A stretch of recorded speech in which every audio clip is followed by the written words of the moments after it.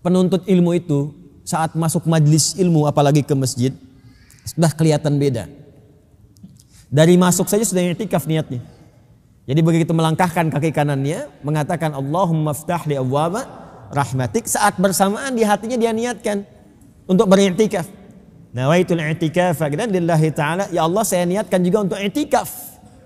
Karena kenapa? Belum tentu ketika kita masuk masjid, sholat kan belum tentu langsung dimulai. Ya, atau pasca sholat kan enggak juga langsung salam langsung pergi kan? Kadang-kadang duduk sejenak gitu kan? Nah ketika berniat i'tikaf itu maka semua jenis duduknya itu bernilai pahala. Apalagi sekarang ba'da sholat kan? Kemudian belajar duduk dulu nunggu syuruk dan sebagainya. Jadi duduknya aja udah berpahala. Duduknya. Nah, itu Imam Nawawi tuh rahimahullah ta'ala ad-Dimashqi. Karena nanti ada dua Nawawi di muka bumi ini yang juga sangat luar biasa. Yang satu dari Damaskus, Syria, yang satu dari Banten, Syekh Nawawi Al-Bantani, ya.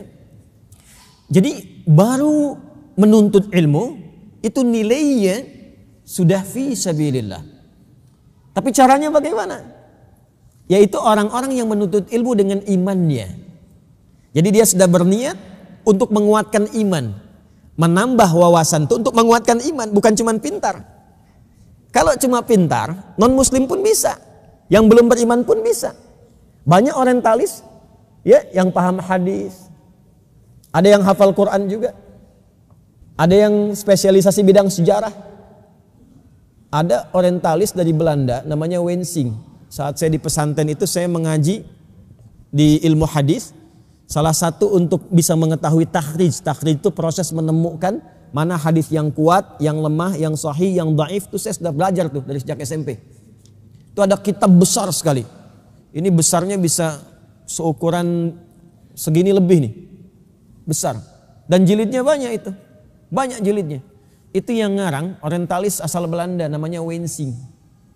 Dapat penerjemah dari Mesir. Itu mengarang indeks hadis, pencarian hadis. Sebelum sekarang ada Maktabah Syamilah, ada Google. Itu dulu masih manual. Jadi kalau kita cari innamal a'malu binniyat wa innamal likulli imri'in ma nawa, ada di kitab mana itu? Nomor hadis berapa? Manual carinya begini. Itu orientalis yang ngarang. Ya. Saya dialog waktu di Tripoli. Waktu diangkat jadi Amin Khattabah, kita ikut dialog gitu. Di antara yang hadir itu nanti dulu itu ada Rowan Williams yang menikahkan Kate Middleton itu, yang apa namanya sekarang anaknya pangeran Inggris ya, yang bapaknya Charles jadi raja itu.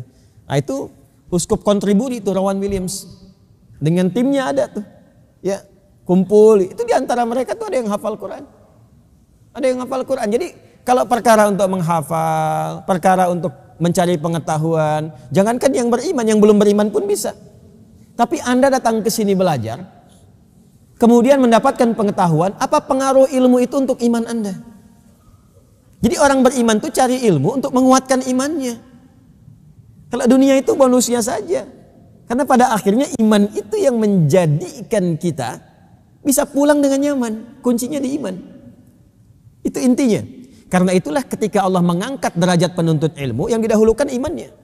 Quran surah ke-58 tuh ayat 11. Al-Mujadalah ayat 11. Yarfa'illahu alladhina amanu minkum walladhina utul ilma darajat. Jadi ilmu itu setelah iman.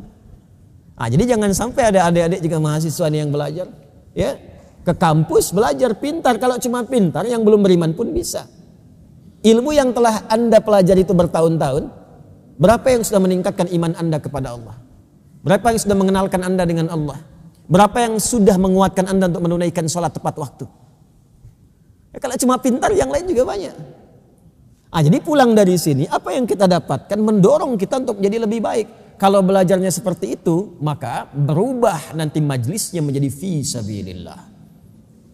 Dan setara dengan mujahid. Dan sifatnya apa? Memahami. Coba dicatat. Kalau tidak bisa direkam. Kalau dulu kan ada yang jarang bawa catatan tuh karena mencatatnya dalam otaknya itu. Ya, Al-Imam Al-Bukhari itu kalau datang itu jarang bawa catatan. Imam Syafi'i itu kalau ngaji ke gurunya nggak bawa buku. Sampai kadang-kadang ada beberapa temannya itu mencibir. Oh ini kayaknya udah pintar yang gak bawa buku katanya kan. Tapi begitu dites, itu catatan otaknya lebih lengkap dibandingkan catatan buku temennya. Bisa diulang dari awal sampai akhirnya. Al-Imam Syafi'i itu. Ya, Imam Al-Bukhari juga demikian. Diuji oleh para ulama di Irak.